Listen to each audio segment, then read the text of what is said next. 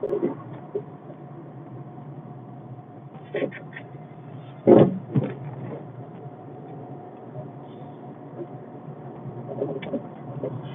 up, everybody? Welcome to Mindful Reality, the channel that covers reality TV from a mental health perspective. It's your boy. This is I don't know, water cooler. If y'all remember what water cooler was, it's something that I not invented, but it's something that I coined.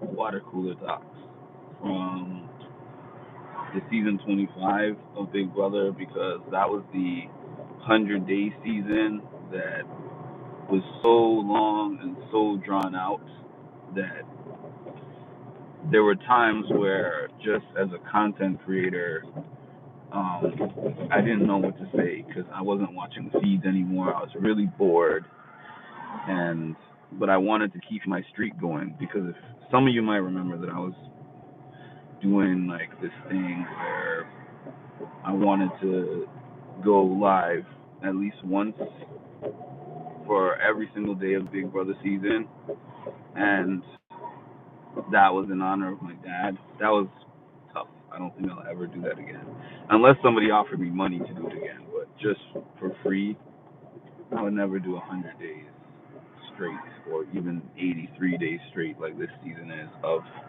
Big Brother. But water cooler was basically like a time when I was like, you know what, I'm just gonna jump on here and I'm going to let the chat dictate where the conversation goes, because I don't have anything new.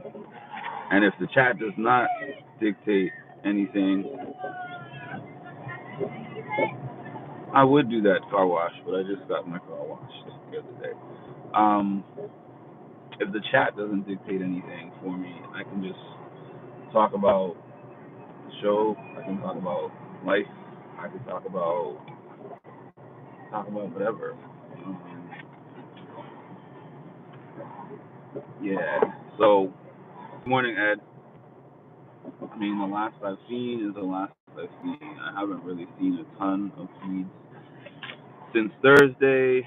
I did tell you all that I am aware of who won HOH, which we've already talked about, and picks and Vince and Keanu. Keanu is not feeling getting picked, obviously. He's on there every single week, and now he's become this villain. I don't even think that he wants to be a villain necessarily, but I think that just collectively being pissed about everyone putting him up and making him the target every week is just at him. Just put him in this villainous mood where he's just playing into his role. Message is held for review. Hi, Jacob, and hi, Alik. I think Vince is going home. Vince could go home. I would feel indifferent to Vince going home.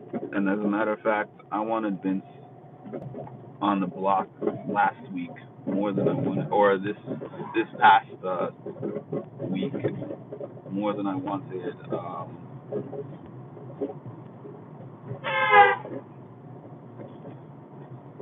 More than I wanted Jimmy on the block, because I think I heard this. I heard this yesterday on Modcast as I was listening to the replay. Ed was saying that Jimmy didn't give us what we wanted, what we expected. Because when I saw Jimmy's video, his pre-show interview, and then Jimmy's like first couple of weeks, the things that he was saying in the diary room and stuff, I was like, Jimmy is about to give us some classic Big Brother. He's going to give us some drama. He's going to give us some strategy. He's going to give us some gameplay. And Jimmy honestly became like an early crash out. Jimmy became an early crash out.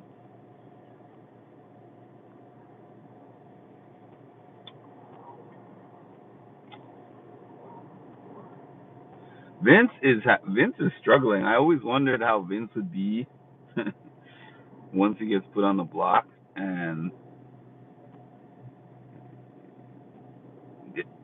Vince is just having a tough time because I don't know if he thought that he could probably. Vince probably really thought he was about to be Joseph, in the sense of like, I think Joseph made jury, didn't he? So Vince probably thought that he was about to be able to coast in the middle. He thought he was going to be able to coast in the middle until the end of the game.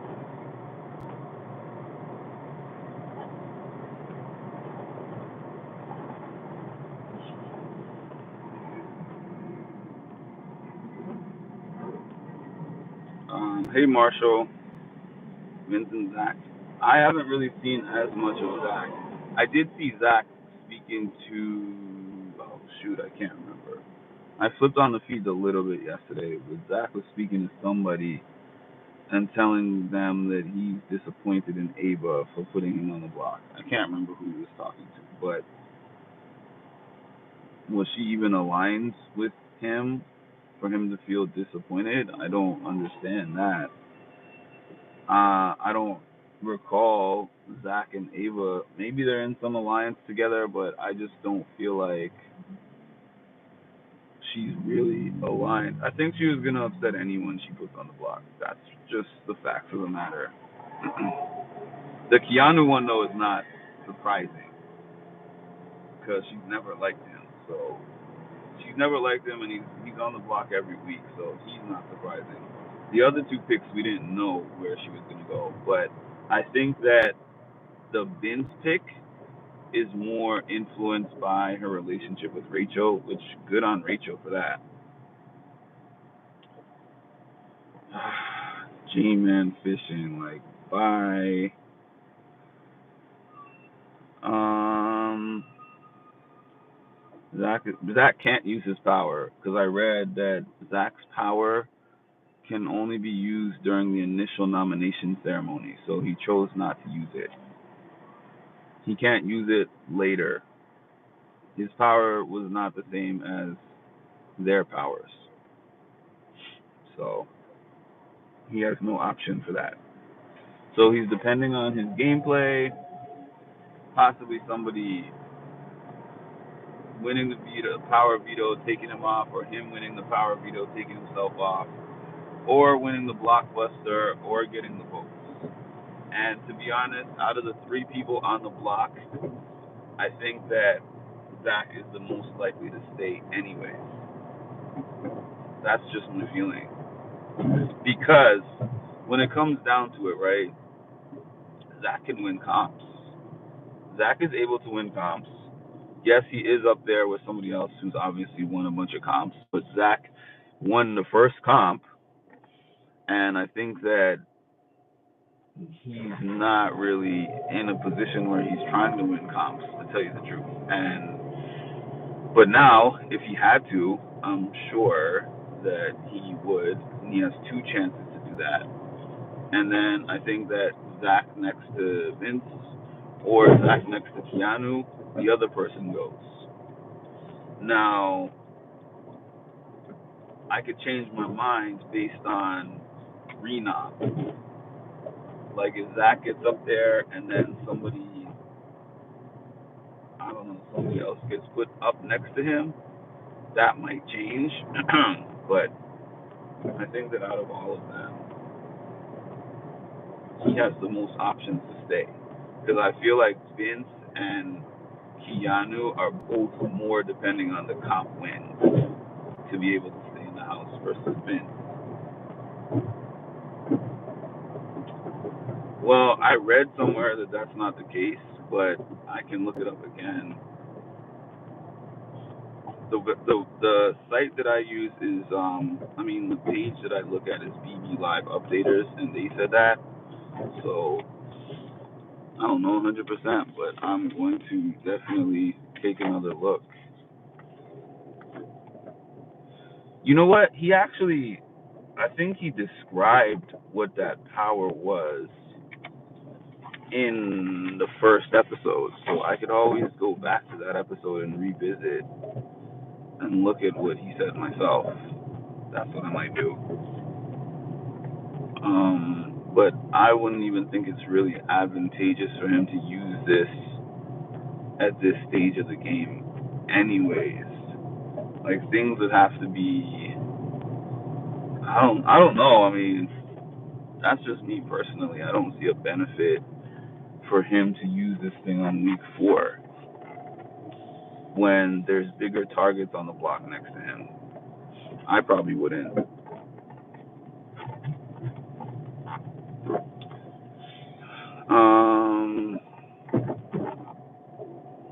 Zach could win the vetoes, use it on Vince, and use the power on himself.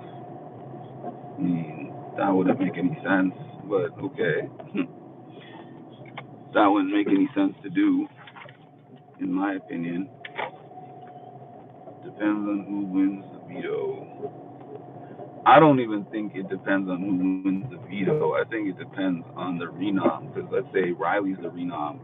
If Riley, Zach, and Vince are going into the blockbuster together, I would still like my chances of staying in the house if I were Vince.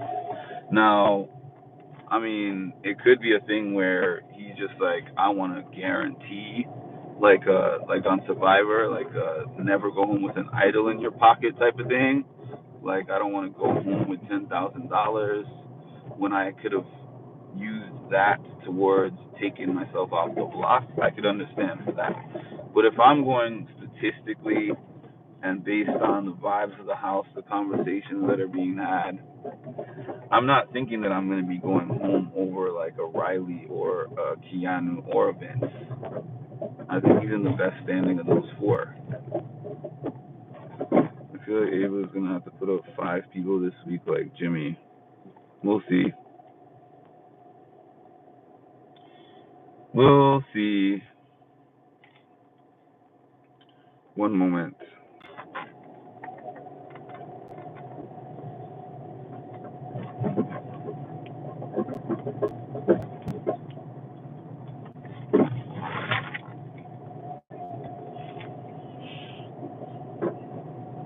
I think out of Keanu, Zach, and Vince, 2 of them are going to get off the block come veto meeting.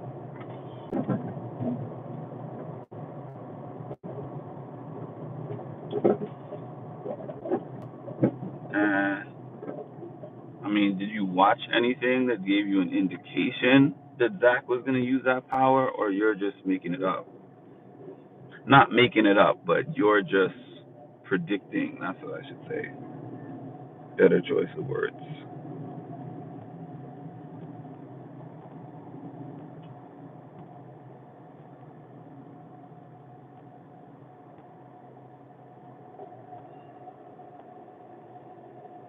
Zach said it's a thought. I mean, it's always going to be a thought when he goes on the block, but is there a specific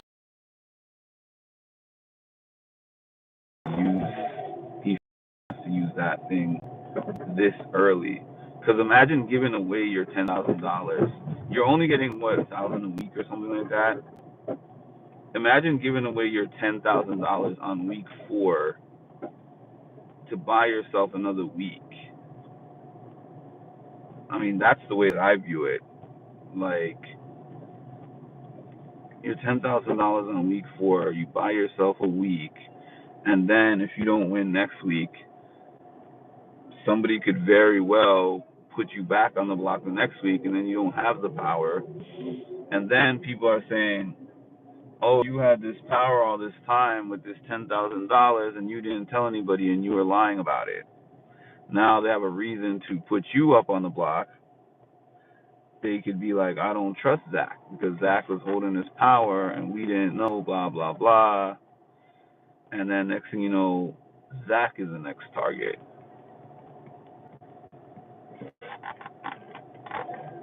Now, if we're week, let's see, they said there's 17 in the house. I'd want to have that power for like a double eviction. I'd want to have that power for one of those weeks. Because I think they were saying that based on the amount of weeks, there's got to be like 2 double evictions at some point. So I'd want to hold on to it until a little bit later. Now, we don't know if it's going to be a 9-person or a 7-person jury, but so we get to 9 people after week. I don't know. I don't know when the double eviction is going to be, but let's say I'd probably want at least to be at least like week 6 or 7, unless I was absolutely in danger where I thought I am very likely the target.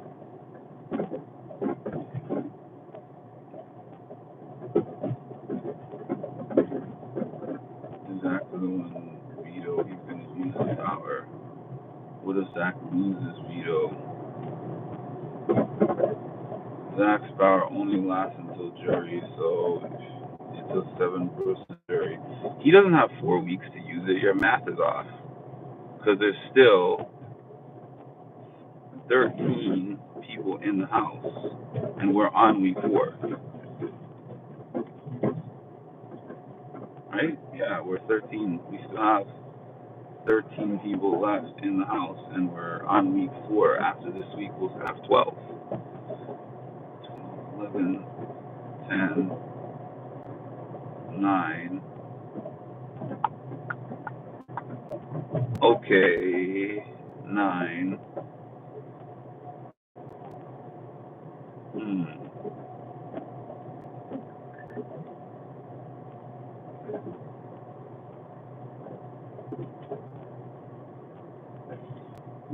Yeah, that would be a huge pre-jury. I hope that's not the case.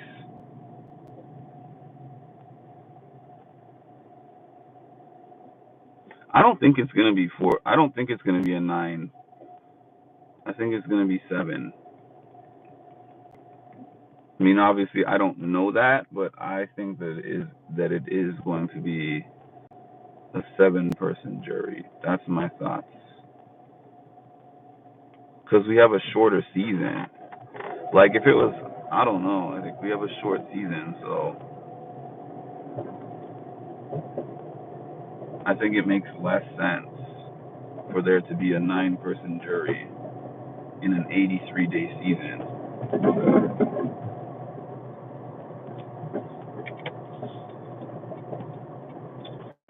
But what do I know? Actually, I'm right more often than I'm wrong. I gotta say that. I'm right more often than I'm wrong. When it comes to my eviction picks, when it comes to my power veto predictions, all of that.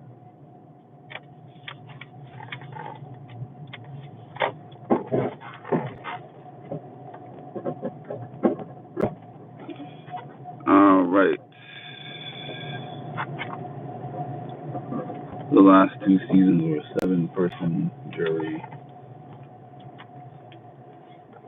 You know a lot. You do great in the BB casino. Now, there's a funny thing about me that would, hold on. I don't do great because here's the thing. I wouldn't do great in that, and here's the reason why.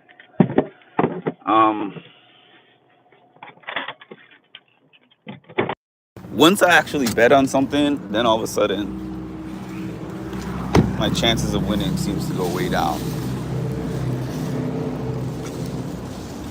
I'm like, what's up with that? What's up with that fact?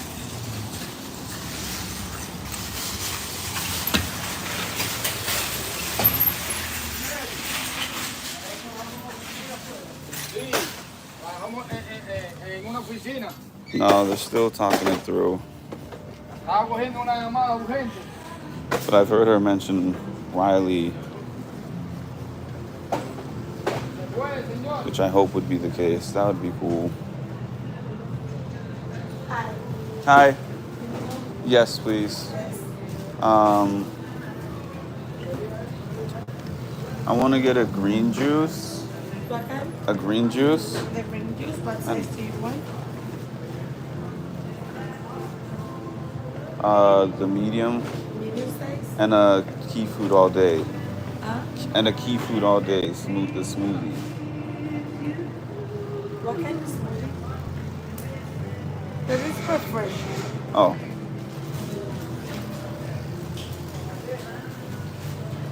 Rachel is working with her. Okay, you want the green juice? Yeah. Smoothie. What kind of smoothie to you? The one that has the granola and the yogurt. You can come to this side. Uh-huh.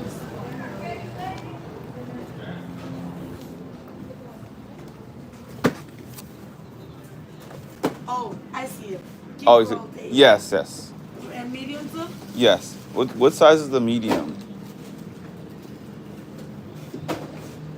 That one? Yeah, that's one.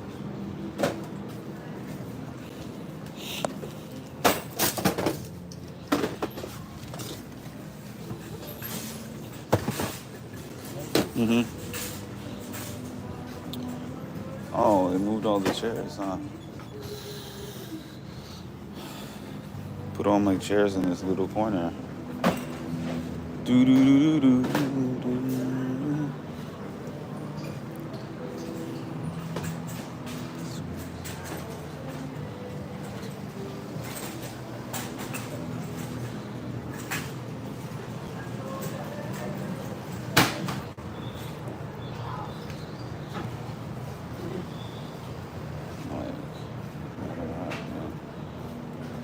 Good job all together.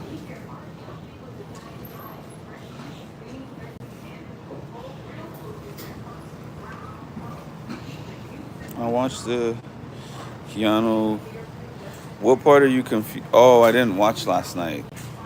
I need to watch that. It's so crazy. I didn't like the Friday thing. Just has not registered in my brain as a thing. The first episode, I watched like 30 minutes of it, and then I turned it off because I was not interested anymore.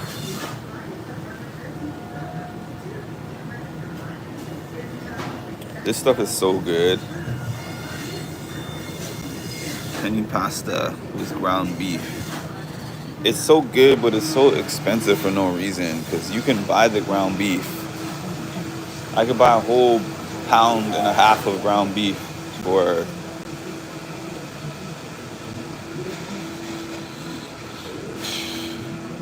I was about to give you a price, but I could just walk over and look.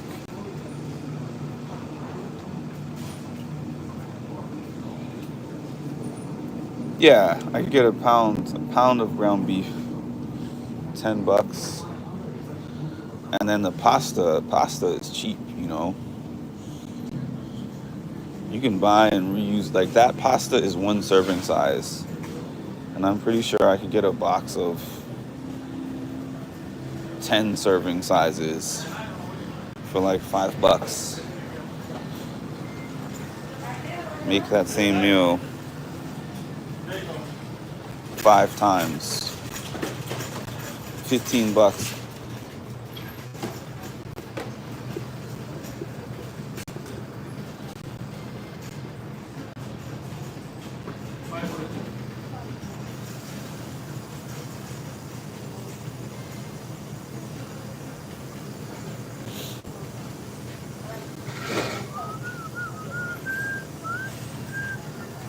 Yeah, I'm behind as well. I don't know, like I was bored by the first episode. Like the first episode reminded me of it was just like a glorified look back episode. Like Big Brother a look back. But it did give me some ideas.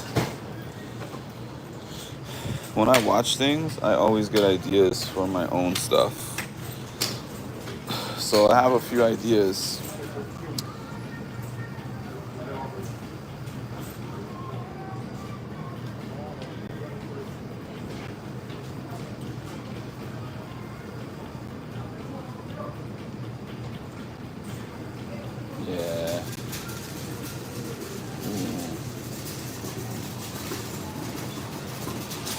I don't know what that means, but I don't care to know. I I'm confused as why. But you know what? I don't know. There might be some stuff that we didn't see. However, um, it, like the context of the fact that Ava and Keanu don't like each other, I think that factors in. Like, if I've had situations like this where somebody says something to me that really rubbed me the wrong way, and then an outside observer was like, I didn't think that was that bad.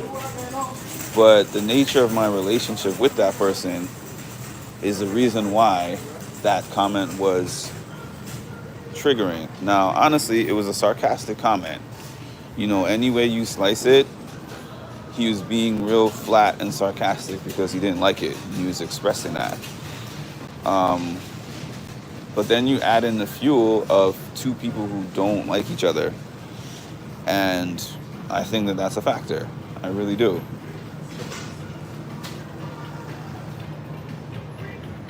I just want to see what they're showing. I did think Keanu was being sincere. I kind of felt so too. Um, I did feel like he sincerely was just had his reaction in the moment, and then he was just like, oh, when she reacted that way, he was like, maybe that was doing too much.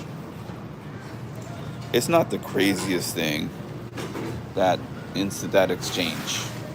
It's nothing crazy. It's just two people who are generally exhausted of each other. Did they show something about that in the Friday episode? I'm gonna check out the Friday episode. Not for nothing. Thanks for reminding me. When I get home, I'm gonna take a look at the episode to see if it showed anything that I may have missed. I just hate that the fact that the episode on Friday gives us another thing for them to cut out of the feeds to put in another episode. It's like making a fourth episode. I don't want, to be honest with you, hour and a half episodes, Friday episode every other week. I would be perfectly good with cutting those episodes back down to an hour, only making 3 of them, and just giving us more feed content. Like they're giving us another thing to cut. Chocolate, you are late. You got, like I said, you had a good stretch of a couple of weeks where you were always on time. And then we went back to these bad habits again. What can you do?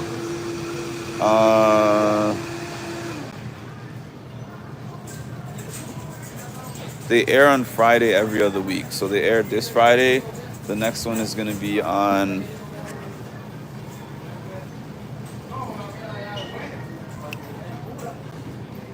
the 21st of August.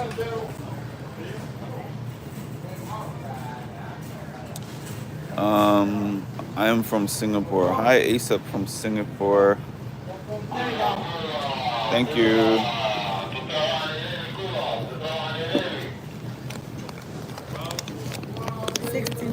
Okay.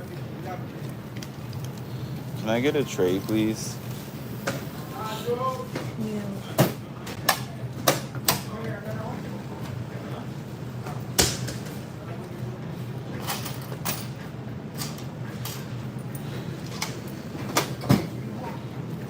Thank you.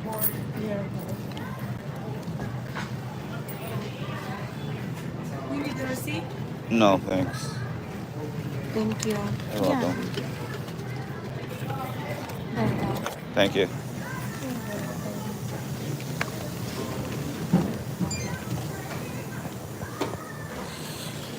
All right.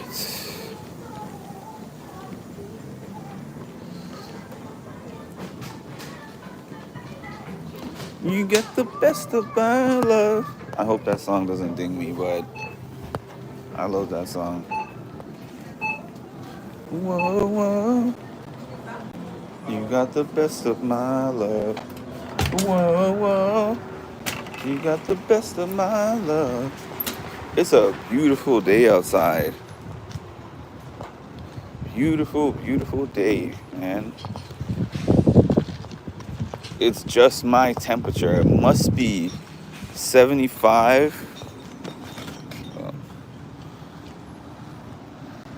I don't know how well you can see that, but it must be like 75. Sunny.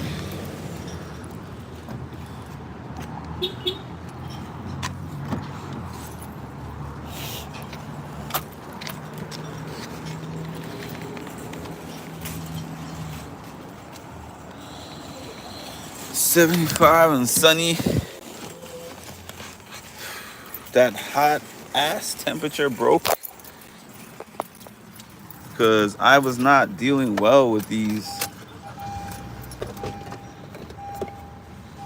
90 degrees, 100 degrees out here.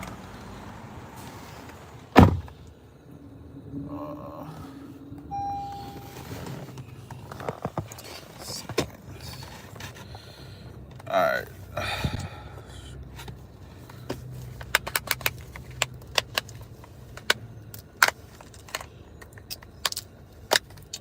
Oh no.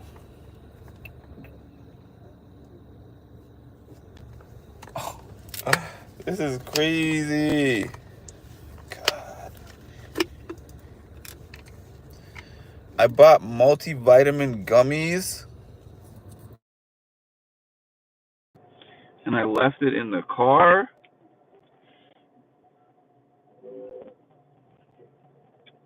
The whole thing melted into one. Wow.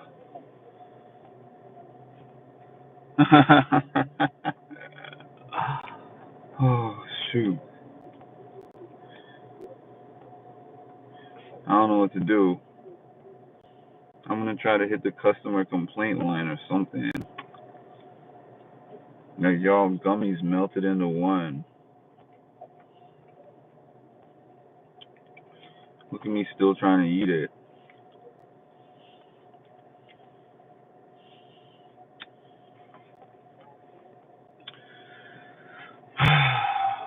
FML.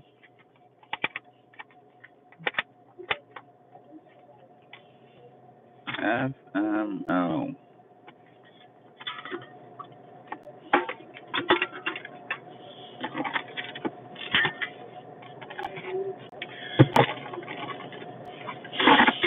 Whoa, whoa. You got the best of my love. Whoa, whoa. What happened to the audio? I still got audio. Same, but it's crunchy. You got the best of my love. Whoa, whoa. All right. Ooh, this person put a lot of lemon and a lot of ginger in this. Possibly a little bit too much for my liking. It's okay. That's my fault, because when you get somebody new who's making you smoothies,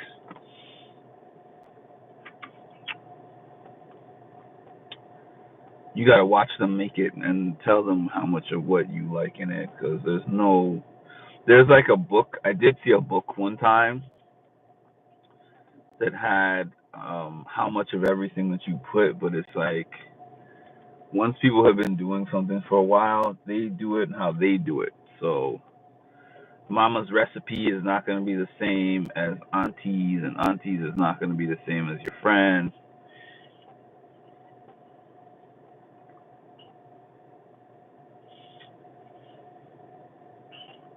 Good morning to all my babies who spoke. What does that mean? Look, I'm tired of you reprimanding me in front of everyone. Sheesh, I haven't even had coffee yet. I'm sorry. I'm sorry. You know what? I'm sorry. You're right. It's before, I mean, it's not early to me, but But regardless of the fact that you might not be employee of the year, you have been here very consistently. You've been here from the early days, so it's like you're tenured. So despite the fact that I keep threatening to fire chocolate, I it would take a big process. It would take a big legal process for me to be able to get that done. And at this point in time, I'm not willing to go through all of that yet. So, as somebody told me recently, you get what you get, don't get upset. You get what you get, and you don't get upset. Um, some lady at Subway tried to make it sound like my parents. I just hate that. I wish that there was some kind of standard at certain places where I know if I go there, this is what I'm gonna get. But it's like you go there and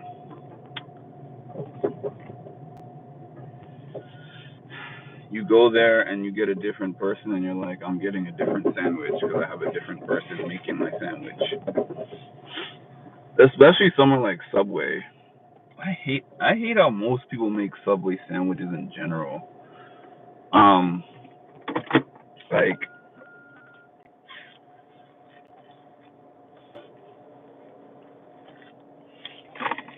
sit here and make the Subway sandwiches, and then I'm like, I want lettuce, tomatoes, onions, pickles, olives, whatever I put on it, and they put like 2 olives and three pickles and 1.5 tomatoes, little dash of lettuce and a little dash of, you know. Wondering if I need to switch this case because I think that I would. This is the okay. I figured out a thing that was bothering me. The front-facing camera is a little bit.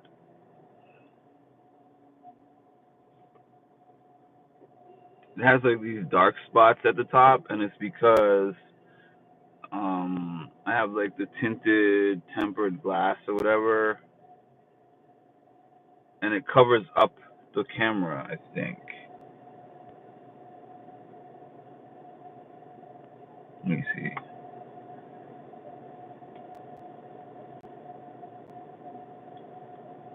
No, it does not cover up the camera. So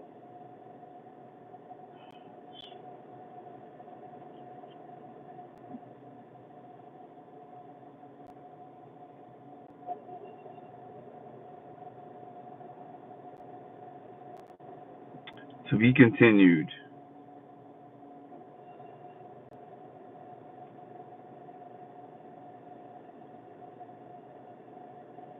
Yeah, I don't know. It's bothering me. It's like visually bothering me.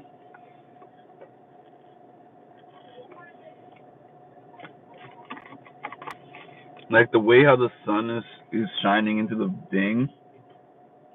That's not normal. I have to figure it out.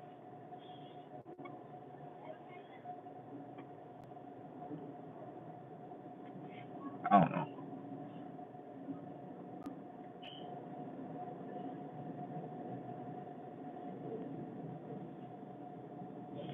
He loves you, chocolate. Ah, you're all right. You're all right. Feels like, oh, we're not even close to that. Be right back though.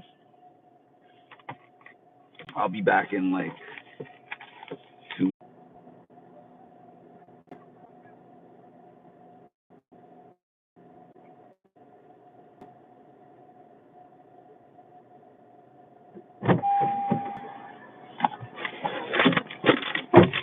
What y'all got going on for the day, by the way? What y'all got going on? What do y'all got going on for today? I got nothing.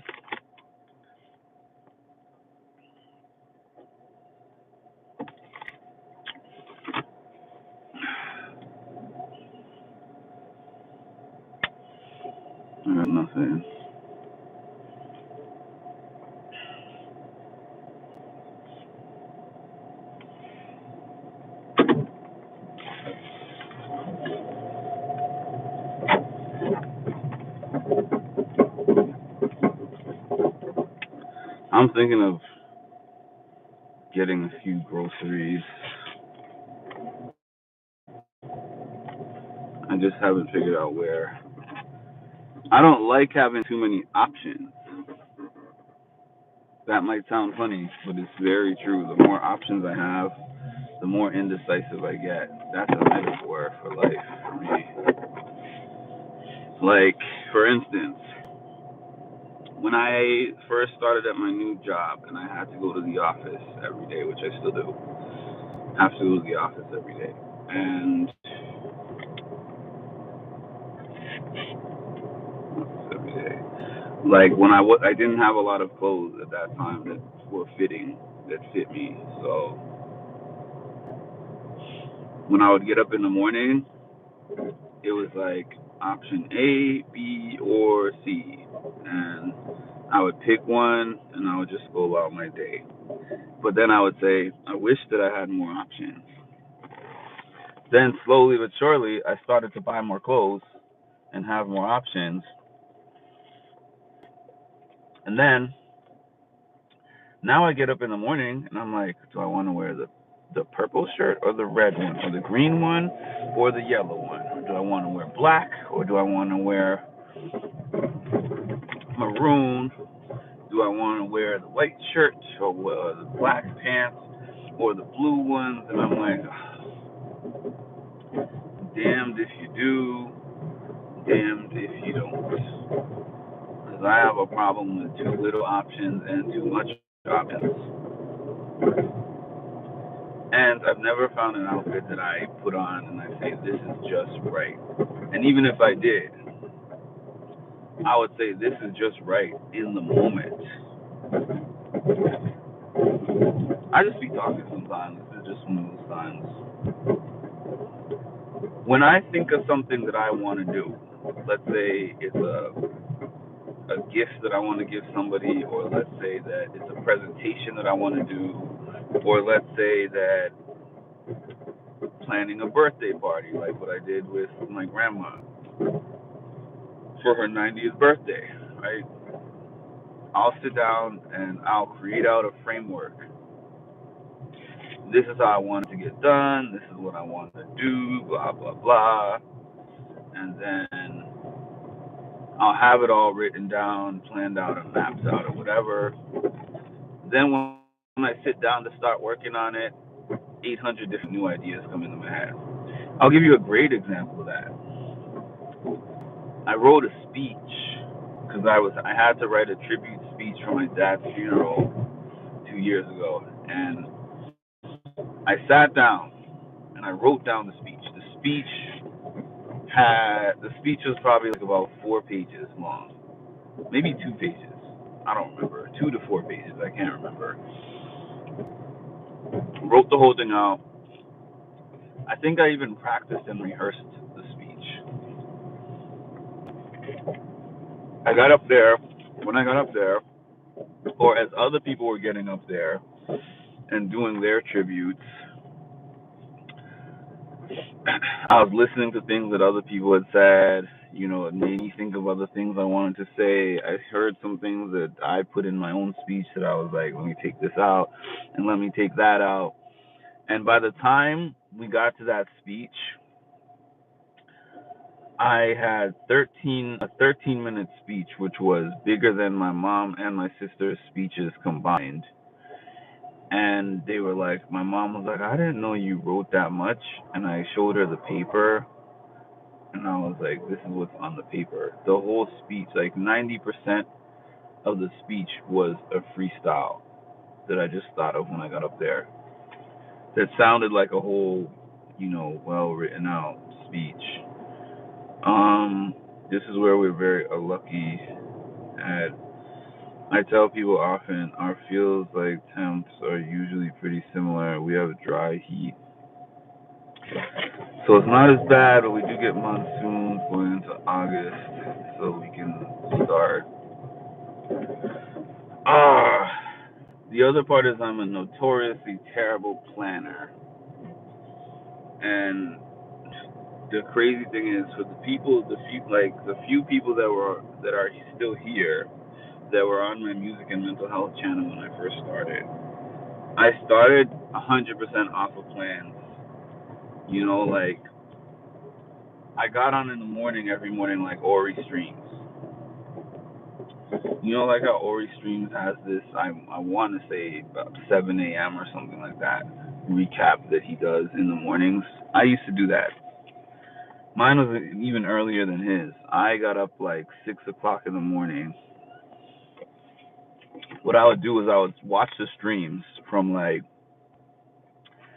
I don't know, 8, 9 o'clock, 10 o'clock at night up until 3, 4 in the morning. My sleep schedule was crazy during season 24. I would write a bunch of notes and then I would sleep for like 2 hours. Then I would wake up and turn my camera on and I would record about whatever major events happen on the feeds over the night and then my opinions on those things, and that would be my recorded video. Then I would watch the streams throughout the day while I was at work, and then I would do like a lunchtime stream, which was very popular at that time. Like people would take their lunch breaks with me just to watch my stream at lunchtime, and then I would do another stream when I get off work, like 4 or 5 o'clock or whatever, and all of these would have a lot of notes, and I would make specific titles for them, and it's just a lot that I put into it. But as the years have gone by, I don't do any of that. The most you'll really catch me doing is when the episodes are on. Sometimes if there's a lot of information that's being given out in the episode, I will write things down just so I can do like a brief recap. But I think what people prefer, anyways, even when I do my recaps, I'll be honest about this comment section. Nobody cares when I'm doing my recap because I'll be like, okay, part 1, we started off with the last episode where such and such and such happened, and then somebody is like, so, such and such got eliminated, and Ava's the new HOH. Let's talk about that. And I'm like, oh, so you don't want to hear this whole recap that I sat down and took notes, and I was going to go through each of these notes piece by piece. You just want to skip that part and just talk about your opinions on what's happening going forward instead of going into the details at all. And that's fine because I still go through my details anyways. When people stop responding, I always refresh, so I'm going to refresh. 1 second. The video or not, and 2 times this week, I have spoken for like a good amount of time, and the video was not on for the viewers. They told me it was looping. So, yeah, I mean, sometimes y'all speak a lot and then say nothing. So, sometimes it's the video that's a problem, and sometimes it's just people are active and then they're not active. So I guess this is one of those times. But I can keep going because I have more. Yeah, so now I think I want to find a little bit of a happy medium. Something I was thinking of. When I go to those premiere parties, something I was thinking of, and I was actually planning to do this last time, but my life has been so hectic that it's been hard. I have all the ideas in here, but it's been hard to actually make those things happen. But what I would like to do is to come to one of those things dressed like a media person already, and then have my mic and everything and be like, can you talk to me for a little bit? Like, I've been trying to get these interviews like the type that I do, where I sit down with them for an hour and a half. Those are very hard to get. It's just a fact. It's very hard to get the people to commit to doing those. So especially when you're not a big channel and you're not an approved channel on those lists.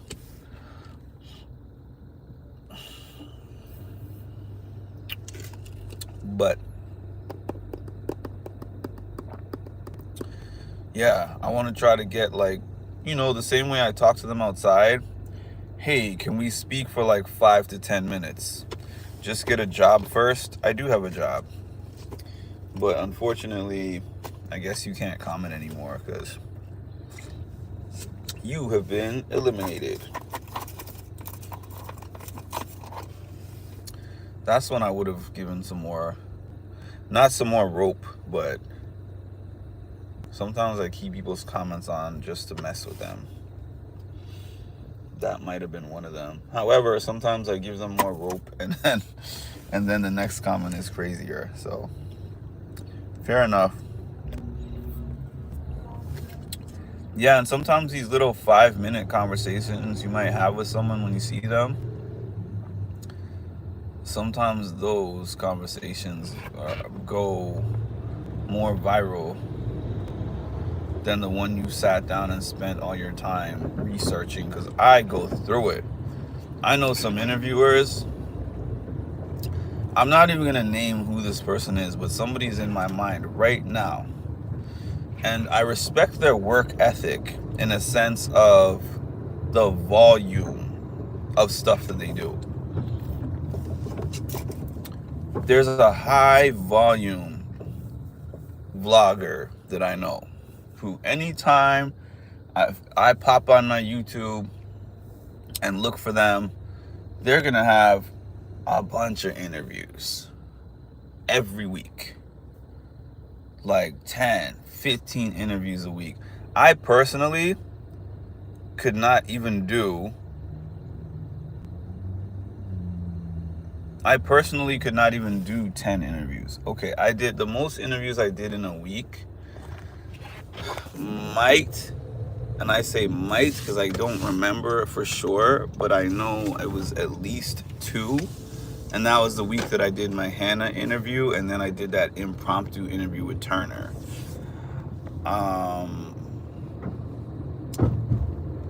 I know that my Shuby interview was within that span of time, but it might not have been in the same week. But it was within a 3-week span of time. And that for me is exhausting, because I spend, for that hour that I spend on the video with them doing the questions and stuff, I probably spend at least 5 hours, depending on who it is. I probably spend at least 4 or 5 hours between watching their seasons or whatever they were on, like at least watching some of those back, and then watching, I do research in terms of, I watch some other interviews that they've done. Like, I'll give you the breakdown of this Sam interview that I did in 2023, I think. I'll give you the time breakdown. I go to Brooklyn. I meet up with her because there's a flyer that has her face on it. She's going to be at such and such event in Brooklyn. I wanted to secure the interview. Brooklyn is no hop, skip, and a jump away from me. So I take the trek all the way out to Brooklyn, and I meet her. She agrees to do the interview. Then I spend the time like trying to secure the time that we're going to do this, and that took a couple of months, and we finally got to it. But before we got to the interview, this is an in-person interview, so I had to spend time in the store thinking about my aesthetic, because normally it matters a little bit, but it matters a lot less on a Zoom video than it does in like an in-person video that's supposed to be professional. I care a lot about that stuff, and and so picking out the fit, that was one thing. Then I watched her entire season. Since she only did one show and one season of the show, it was easy for me to just watch it cover to cover. I'm like, okay, The Circle was, I don't know, 10 episodes, I don't remember, 12. And they're 40 minutes or so each, I think. So I said, let me just completely watch the whole season. Every episode, I took notes from every episode. Then, I'm not just saying, what do I think is fun for myself? Or like, what do I think I'd be interested to ask her? And I'm not just thinking about the viewers, like, what would the viewers be interested in me asking her? I'm also thinking, what can I ask her that she has not been asked before? Or even if she has been asked it before, what is a different way that I could reframe the same question? Most people don't even think that way. So, like I said, I watched other interviews that she did, at least 2 or 3 of them. And I was like, okay, this has been asked, this has been said already. This one has been said, done before. Okay, so let's switch this up, change this around, switch this around. And then, there was that part of it. There was the question. So watching the show, 40 minutes and 10 episodes. Let's just call it 10 hours of just looking at the episode. 10 hours. And then I'm pausing. And then if you remember, I had some props. That I had based on some moments that she had in the show. And I went and bought those props from the dollar store. I made cue cards.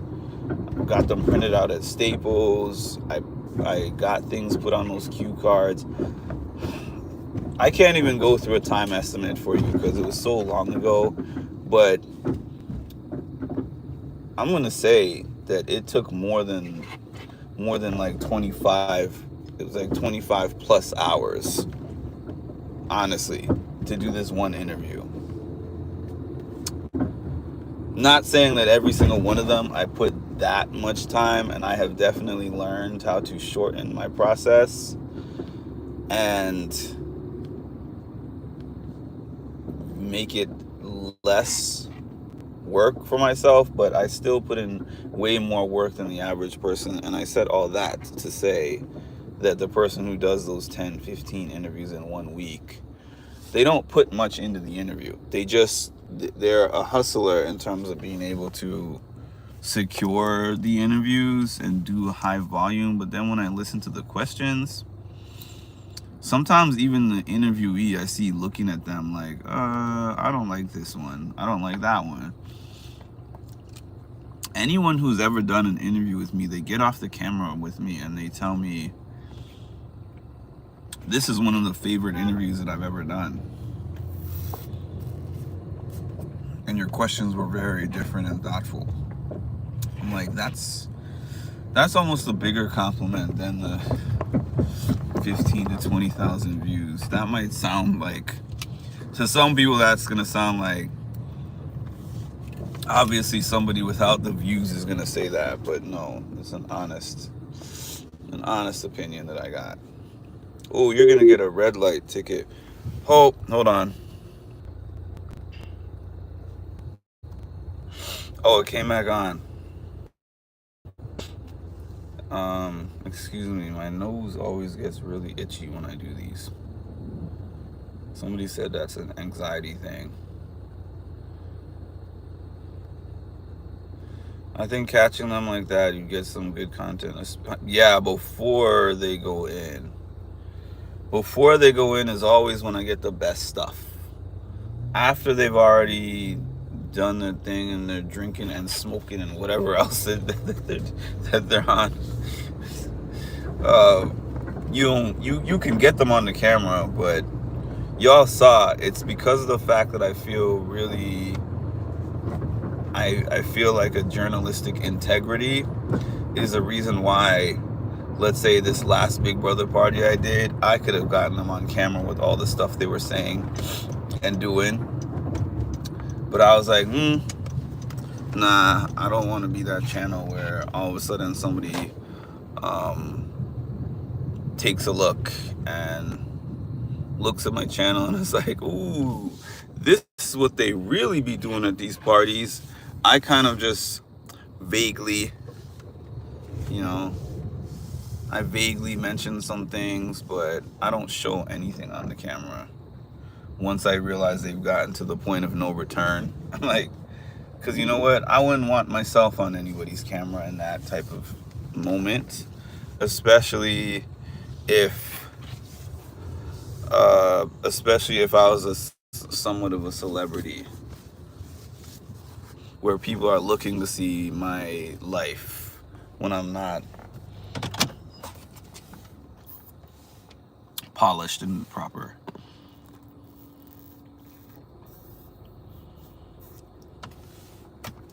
Tiffany? Oh, are you talking about when Tiffany came up to me and was like, hey, I don't mind that you're going live, but can you please go live over there? Because I don't know what I'm going to say or do. That was a request that has never been made before. But even though nobody has specifically said that as a request, I've certainly had people that are like, I can't answer that question, or, I'm not going to talk to you until you put the phone away.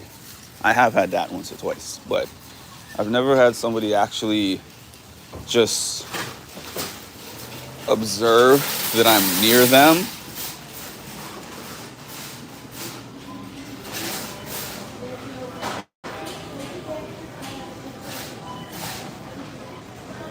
I've never had somebody just observe that I'm near them and then tell me to move away because they don't want me to overhear whatever they're saying.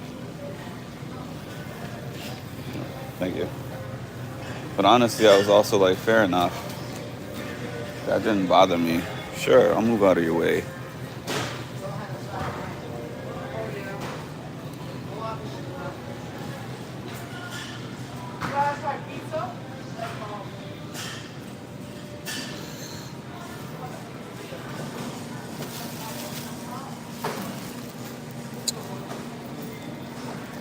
I'm trying to get some fresh bread.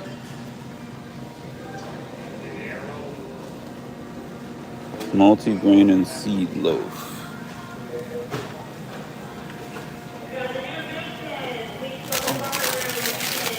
It's cold.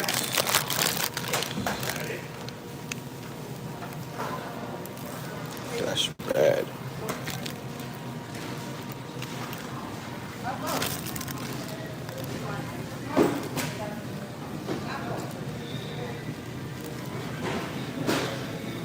Now, I gotta find wherever the deli is, because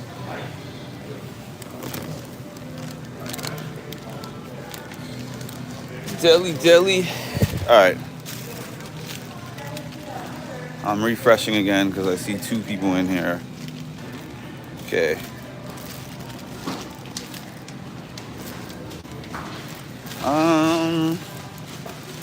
Cass, you're late to the party. You know how I had a name for people who come late to my channel? That name is erased because the name is Cass now. Cass is the new name for people who are late. The other name has been erased from the panels of history. I never even thought about them worrying about that. Yeah. But the interesting thing is, I'm sure even if I don't catch them, somebody else will, because I'm sure that excuse me. I talk about my journalistic integrity. Not everybody who comes to those things is a journalist. Some people are just fans, just looking to catch those moments. So I'm sure they get on somebody's Instagram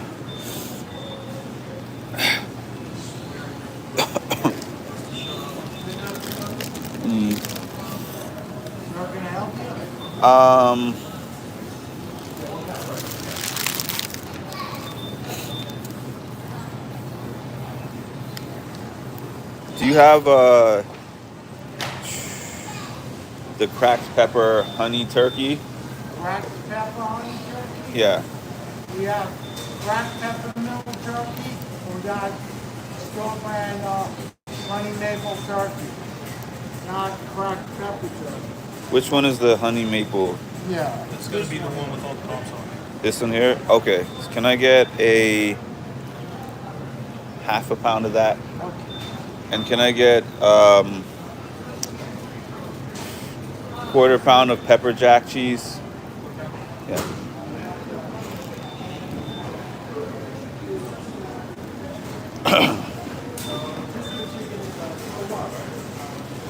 I'm buying fresh bread, multi-grain. It's all that ginger. It's all excuse me. It's all that ginger that person put in my drink.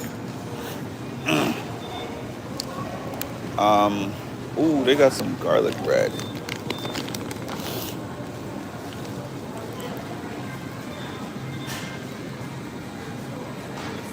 I'm staying away from the garlic bread though, but now that I know it's here. But, oh no, nothing else.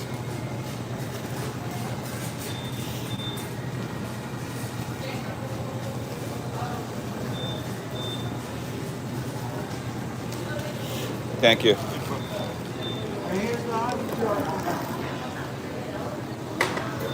Thank you. 8:15.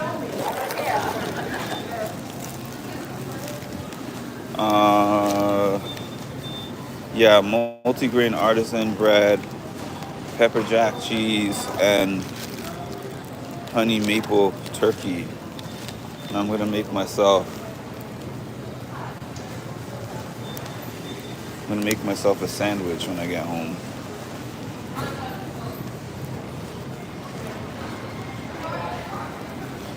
But not me sitting here and thinking that I'm saving some money and I'm spending more money.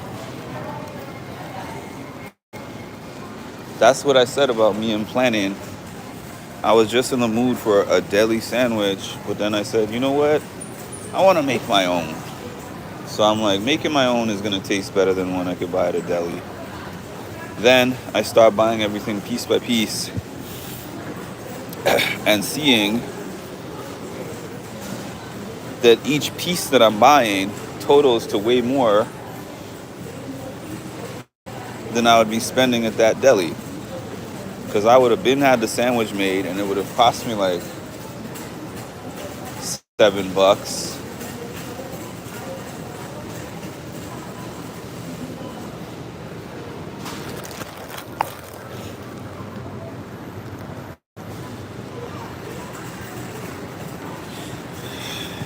I'm way over that. Yeah, but I have tomatoes and stuff at home. I have tomatoes at home. I have everything else that I need at home. So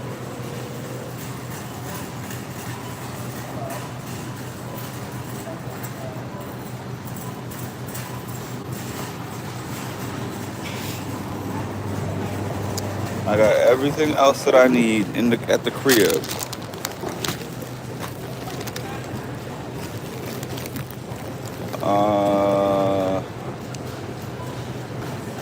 I don't have lettuce.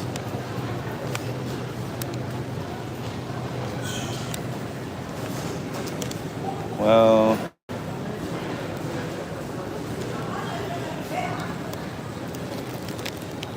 you know what it is? I get more ambitious when I'm making my own stuff.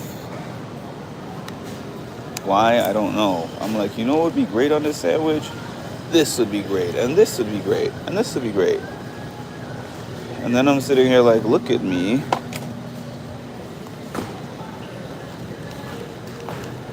Spending way more money than I should on this one thing. And this is just my one meal. However, I can say that,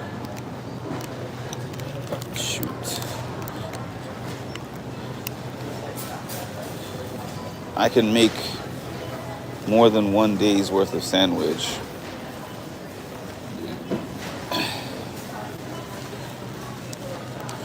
With the ingredients.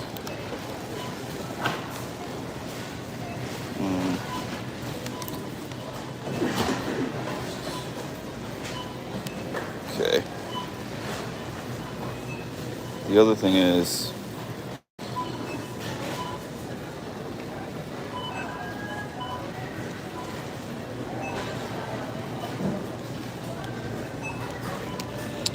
oh, I gotta readjust.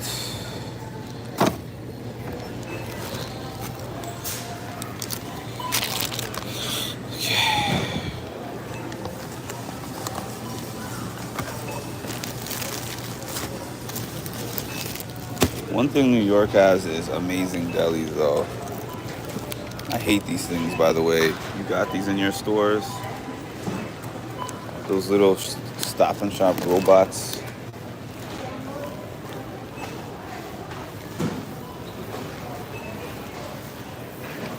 Yeah.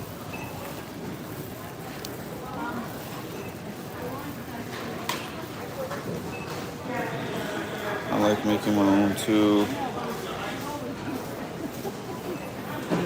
I buy in bulk though. I can get about 10 sandwiches.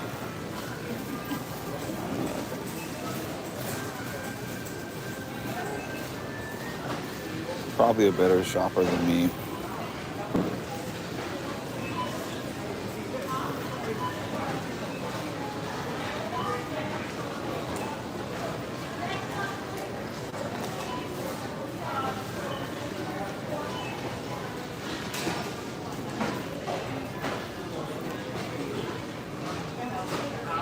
Sam's Club.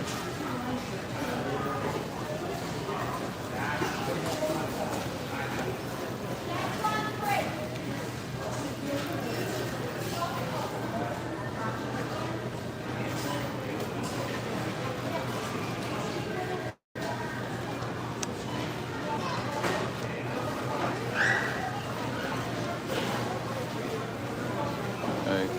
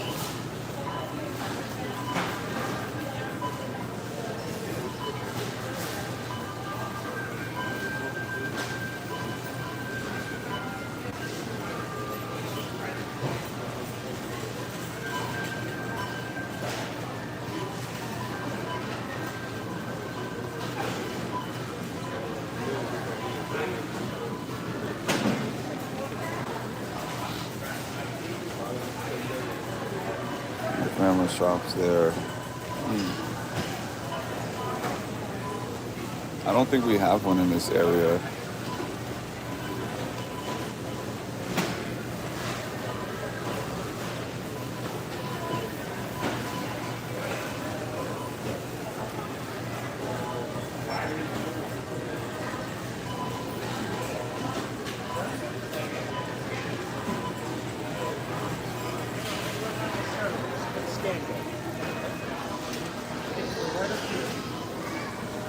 The scan cousin.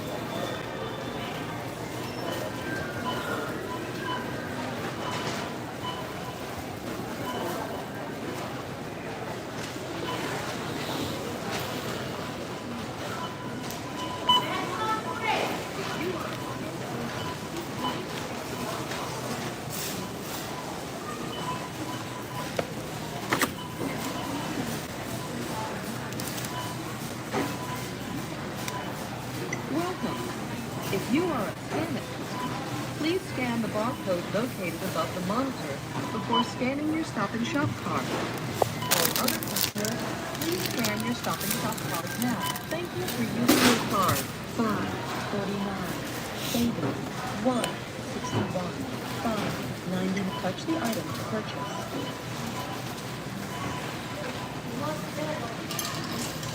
Weigh your tomatoes on the vine.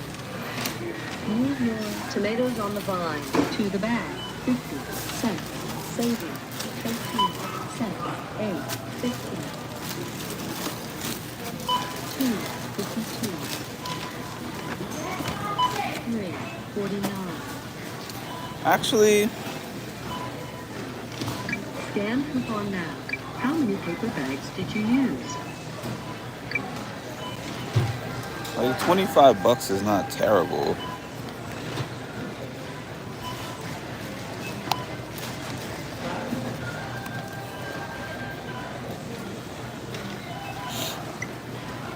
Your total is 24.40. Please select your payment method or touch Oh. return to scan more. Please wait. System processing. Please follow the instructions on the pin pad. Yeah, okay.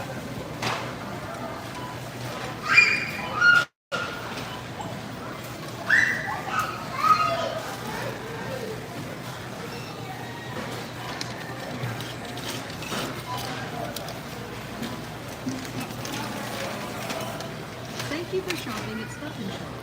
Please remember to take your change and your receipt. Please remove all bagged items. Y'all don't know that voice? That's the...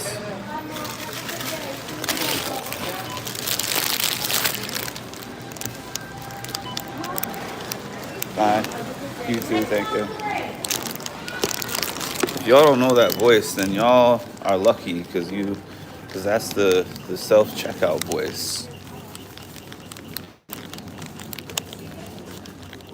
That's the famous self-checkout voice at all the self-checkouts. $2.17. $3.45. $7.62. Please follow the prompts on your screen. Please insert cash, then insert card. Ugh. This AI world that I live in is gonna be the death of me one day. Then there's gonna be like an AI pastor at my funeral. Mark lived to the age of. He was a really nice guy. And then I'm like, bring me back to life and kill me again.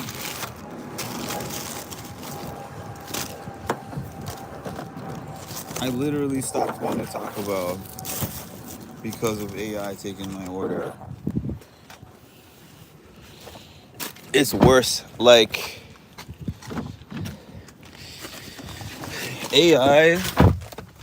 So, I do make orders for things. Shit. Yeah, I got it. I do make orders for things on the machine, whatever. I insert my card and I make orders. Like, that's not necessarily even a new thing because we do that on our phones and stuff. Phone orders or whatever. But it's next level to go through a freaking drive-thru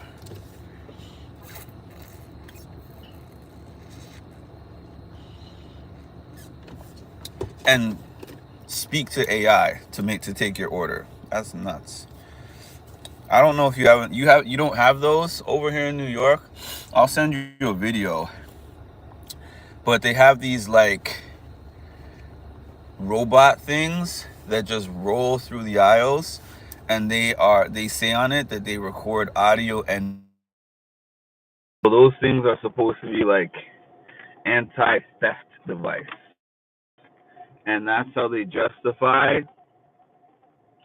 hiring less employees. That's what that is. And then they say, oh no, they do all this other stuff too. Like if there's a spill in the aisle, it captures the whatever, like it can recognize that the floor is wet, and then alert the employee, and then the employee can come on the scene. And I'm like, I'm just stuck on it records video and audio of me while it passes by. I'm still stuck on that. What do you need that for in a grocery store, bruh? What does a grocery store need my video and audio? Like, there's already cameras all over the store. Why do you need to be at ground level while I'm getting my milk and eggs, listening and watching my conversation? Where does the video go? Is there like a security room where all those videos is taking somebody sitting there with some headphones and listening to it? Or is it like, oh, we just collect it just in case somebody wanted to run out of here with a dozen eggs, then we could pinpoint their location and find out where they live. what what happened to a good old fashioned security person? Checks your receipts. I mean, Costco does that. BJ's does that. And I'm sure I'm sure it's not that big an expense. I'm sure they're getting paid a couple dollars more than minimum wage for that. Let's see. I just killed 2 beetles mating. That's so specific. That's so oddly specific. If you gotta go, that's the way to go. RoboCop. I hate the way they steal the art from artists as well. Yeah, there's just a lot of things. There's just a lot of things about the world of artificial intelligence. Like, there's a few ways that I use it that makes my life way easier, but the bad has outweighed the good for me. I'd be willing to give up those things because that's a whole other topic, bro. It's a whole other topic. Oh, they have a chunk of this freaking lemon in here. Just like Johnny number 5 following me at the grocery store, in the grocery store. Is this a spot? No, it's not. But why is, oh, I got plenty of spots. The math is mathing on these parking spots. Shout out to my dogs that are not at the crib, which miraculously left me with somewhere to park. Where are we here?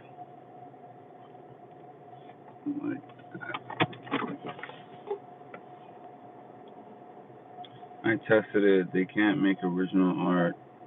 Yeah, I know. I made something.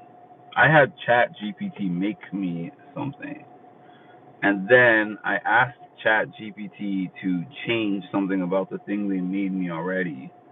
And they were like, we can't do that. It has to be completely original. And it's like, the crazy part is, if you think about it, you don't own a copyright to a material that AI makes you.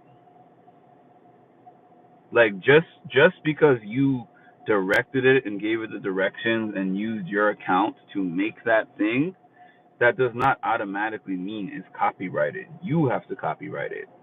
So once you put it out there for them to make, they own it. They actually own it. You don't own it. I don't think that most people think about that, but you don't own that material unless you go the extra step of making sure that it's copyrighted.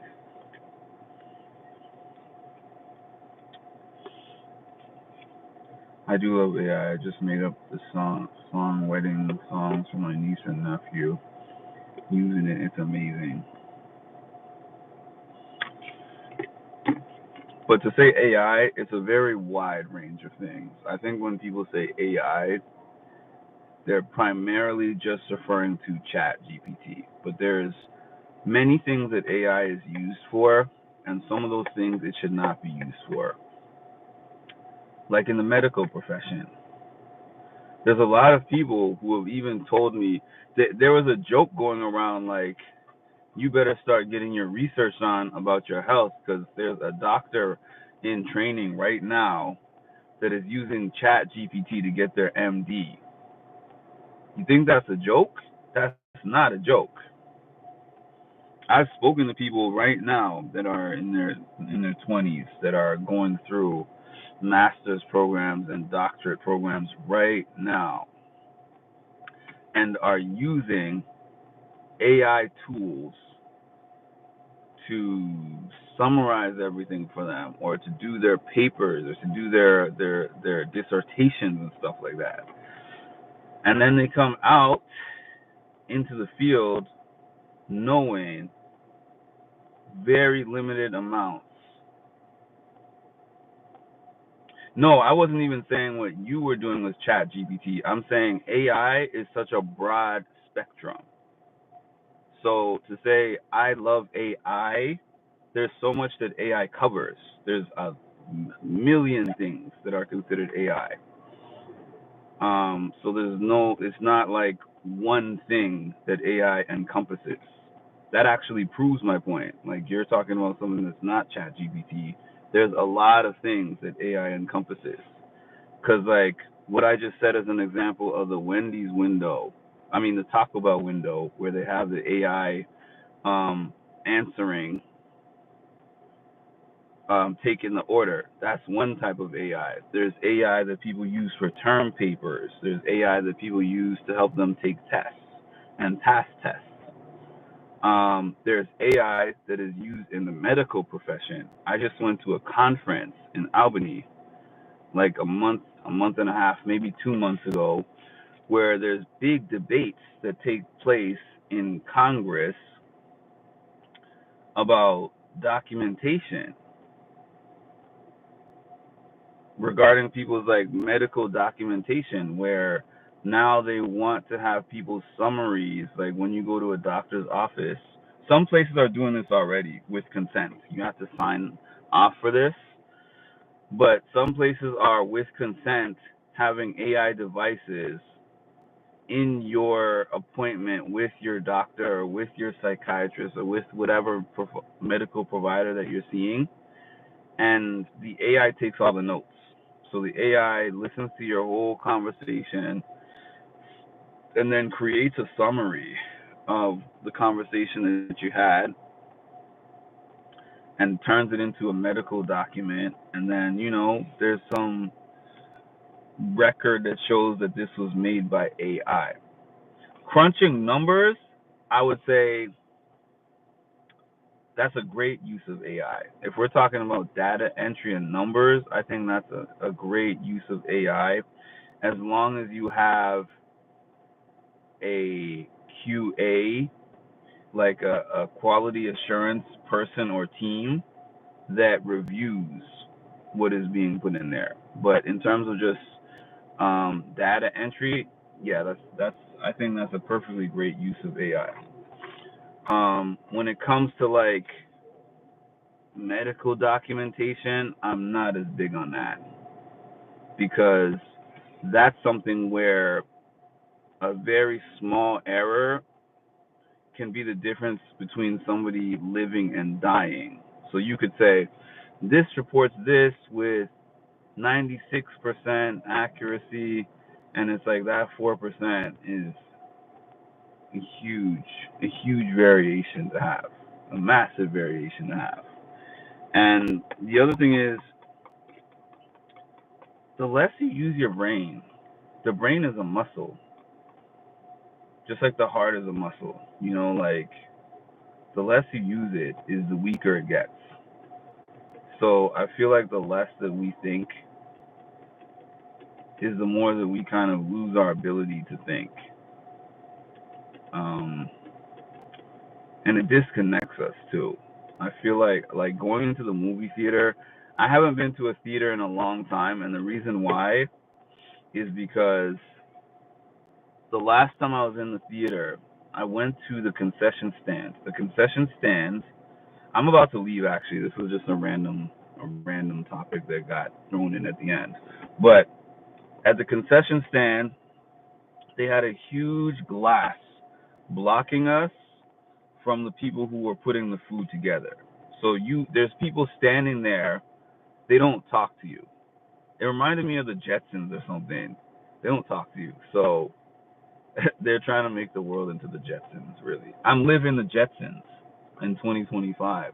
I'm living a version of the Jetsons in 2025. Minus the part where I go on the belt and they put my clothes on and tie my tie and all that stuff. That would be lit. But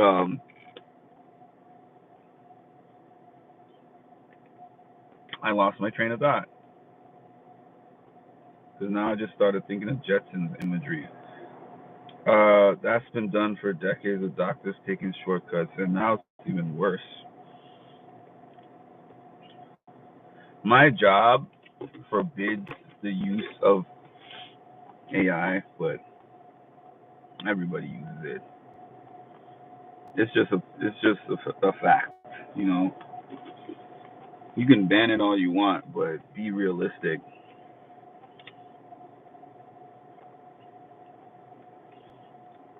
But I think within the realm of my job, it's okay because for me, for an example,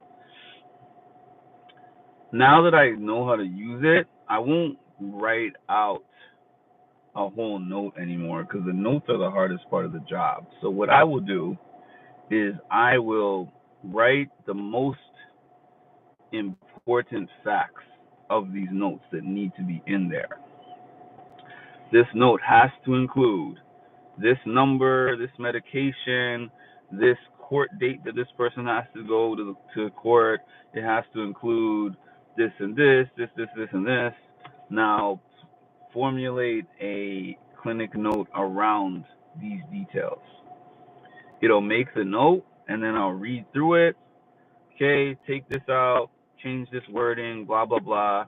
It includes the key points, but it makes it look um, more professionally written. Then something that would have taken me 15 minutes to do took me 5.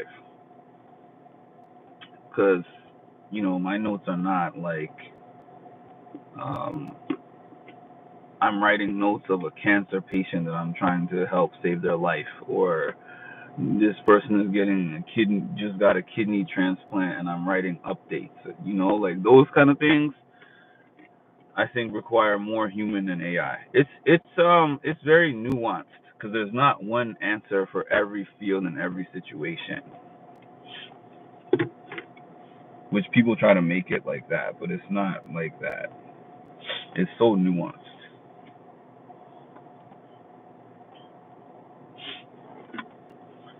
Because, like, for instance, in my dad's field, which was accounting, AI dream because my dad told me that when he first started as an accountant, he was sitting there with the ledgers and the T accounts, and he was balancing the books on paper automatically, and it would balance the books.